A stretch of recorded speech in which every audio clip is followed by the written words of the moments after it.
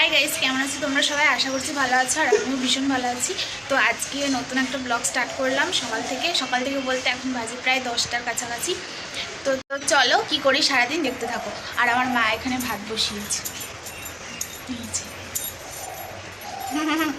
আর ওখানে দিদা আসছে। আমাদের বড় গ্যাসটা শেষ হয়ে গেছে, ওই জন্য ছোটো গ্যাসে ভাত বসানো হয়েছে। বড় গ্যাসটা অনেকদিন আগেই শেষ হয়েছিল, দিয়ে গ্যাসটা আনা হয়েছিল, দিয়ে গ্যাসটাও শেষ হয়ে গেছে। এখন ওই ছোটো গ্যাসে রান্না হচ্ছে। আমাদের কি রান্না হবে আমি জানি না, চলো মাকে জিজ্ঞাসা করি আজকে কি রান্না হবে।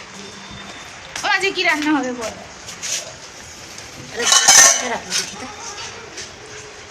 বলো। পালং শাকের চচ্চড়ি আর ইলিশ মাছের ঝোল আলু বেগুন দিয়ে আর আর টমেটোর চাটনি। আর কিছু না। ওখানে দিদা কি করছে দেখে আসি। ওইটা কি করো তুমি এখানে? টমেটো কুটি। আমার দিদা এখানে টমেটো কাটে। তারপরে স্নান টান করে এসে দেখি মার রান্না হয়ে গেছে। এখানে আছে শাক ভাজা, নিচে ছিল ভাত, আর এখানে আছে টমেটোমের চাটনি, আর তার নিচে আছে ইলিশ মাছের তরকারি আলু বেগুন দিয়ে। আমার মনেই ছিল না যে আমি ভিডিও করছি। বিকালেও কোনো টেক নিইনি, সন্ধ্যাতেও কোনো টেক নিইনি, একেবারে রাতে চলে এসেছি। তো চলো টাটা, আবার দেখা হবে নতুন কোনো ভিডিও।